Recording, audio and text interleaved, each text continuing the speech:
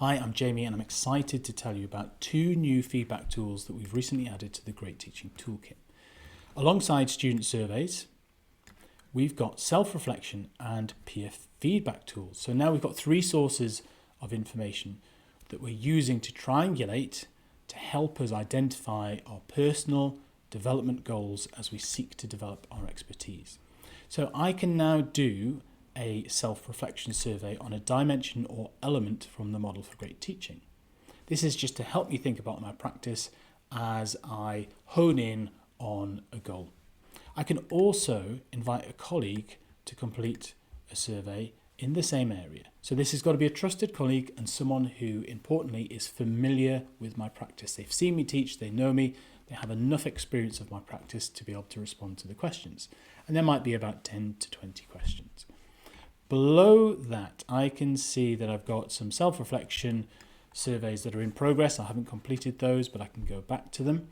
And I've also got a completed self-reflection survey on element 1.3 and a couple of others.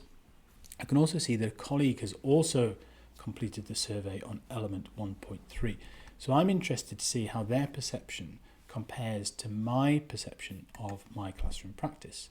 So here is a summary of how I responded to the statements, but let's add my colleagues. So in the scarlet red column, we've got my response to the question. In the dusty pink column, we've got my colleague's response to the question. So we are in agreement here when it comes to this statement. What we're interested in is where there might be gaps. My perception, my colleague's perception. What does that mean? We then go on to have a conversation about what practice looks like in this area. There's no absolute source of truth. This is all about productive developmental conversations. And if I close this, we can then go back and see, if we have it, feedback from a student survey that I've done.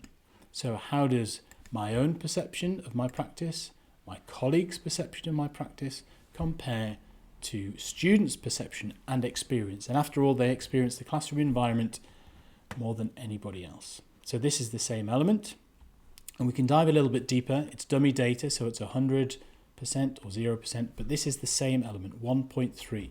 How have the learners in my class responded to these statements?